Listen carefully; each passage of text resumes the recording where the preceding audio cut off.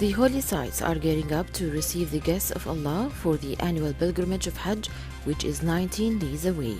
Saudi Arabia has decided to allow only a limited number of 10,000 domestic pilgrims to perform Hajj this year in the wake of the outbreak of the coronavirus pandemic. Around 2.5 million foreign and domestic pilgrims had performed Hajj last year. Out of the total 10,000 pilgrims, 70% will be foreigners residing in the kingdom, while the remaining 30% are Saudis.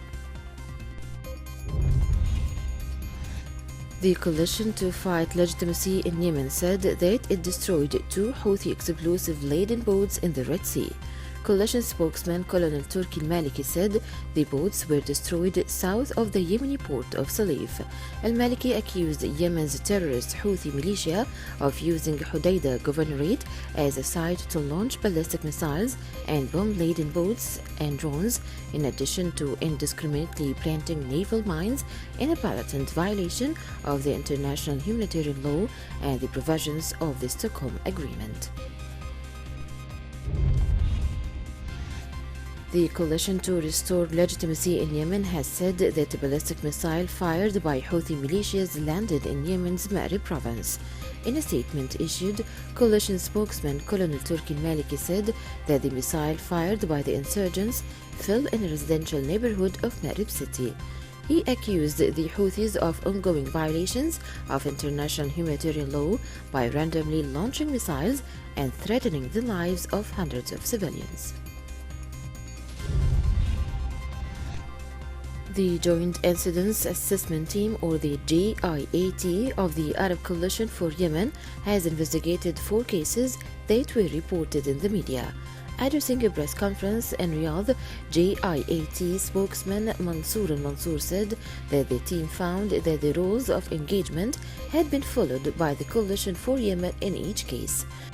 The JIAT reiterated its commitment of transparency while presenting its findings in the submitted cases, and it revealed details in a professional and fact-based way. The United States imposed sanctions on Chinese officials, including a member of the country's powerful Politburo, accusing them of serious human rights abuses targeting the Uyghur Muslim minority. The United States calls upon the world to stand against the CCP's acts against its own minority communities in Xinjiang, including mass arbitrary detention, forced labor, religious persecution, and forced birth control and sterilization. These sanctions are imposed under the Global Magnitsky Act, a federal law that allows the U.S. government to target human rights violators around the world with freezers on any U.S. assets, U.S. travel bans, and prohibitions on Americans doing business with them. Saudi Minister of Culture Prince Badr bin Abdullah bin Farhan Al Saud has appointed Dina Amin as CEO of the Visual Arts Commission. Amin is a leading Saudi specialist in visual arts and the international contemporary art field. She holds a bachelor's from Wellesley College in Art History and Architecture, which was completed through the collaborative program with the Massachusetts Institute for Technology, MIT.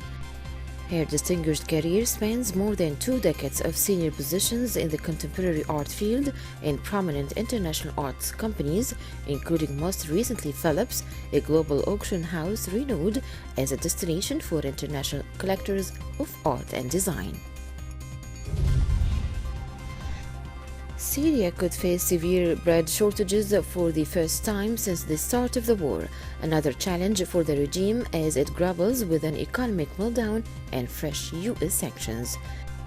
Any major disruptions to Syria's bread-subsidized system could undermine the government and threaten a population highly dependent on wheat as rampant inflation drives up food prices. Syria's economy is collapsing under the weight of its complex, multi-sided conflict, now in its 10th year, and a financial crisis in neighboring Lebanon choking off a vital source of dollars. Iraqi Prime Minister Mustafa Kadhimi paid his respects to the family of slain scholar and government advisor Hisham al-Hashimi, pledging to avenge his death. Hashemi was a specialist in militant movements and had developed a vast network of top decision-makers, armed groups, and rival parties, often mediating among them. He was shot dead outside his Baghdad home on Monday night by gunmen on motorcycles, leaving behind a wife, 3 sons, and a daughter. Member countries of the Global Chemical Weapons Watchdog decided to take action on a probe that explicitly blamed the Syrian regime for nerve gas attacks for the first time. The report, issued in April by a new investigations team at the Organization for the Prohibition of Chemical Weapons, or the OPCW, found that the Syrian Air Force used sarin gas as chlorine on the village of Latamia in March 2017.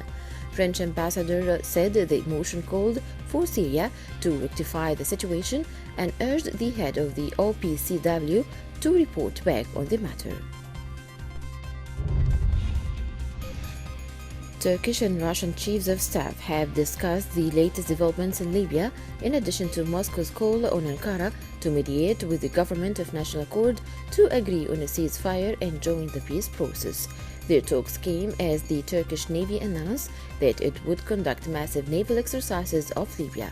The expected maneuvers would be called NAVTEX and would take place off the Libyan coast in 3 different regions. Israel's plans to annex parts of the West Bank are facing many obstacles from within the U.S. administration and Israeli government. However, a Likud lobby is pressuring for full annexation. Samaria Regional Council head Yusri Dagan is leading the initiative for fully annexing the lands under Israeli sovereignty, as he has previously supported the plan of U.S. President Donald Trump, including the establishment of a Palestinian state in the Gaza Strip and 70% of the West Bank. Dagan has threatened to withdraw his support if Israeli Prime Minister Benjamin Netanyahu abandons his plans to annex the Jordan Valley and northern West Bank.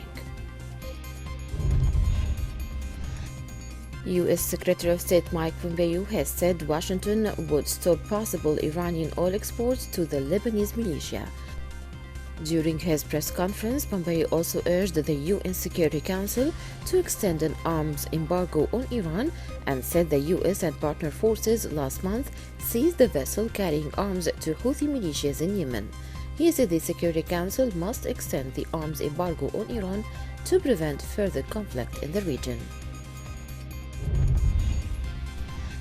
Dubai has officially inaugurated the Route 2020 project, which involves the 15-kilometer extension of the Dubai Metro Red Line from Jebel Ali Station to Expo 2020 Station. At a cost of 11 billion AED, which is $2.9 billion, the Route 2020 project links 7 stations and will be open to the public in September this year.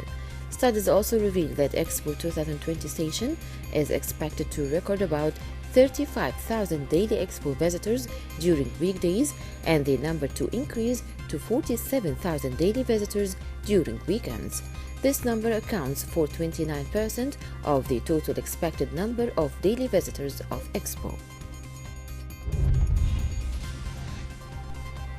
The Saudi G20 presidency and the Paris Forum have discussed challenges around international capital flows volatility and possible policy responses to help restoring sustainable flows of capital and mobilizing robust financing for development.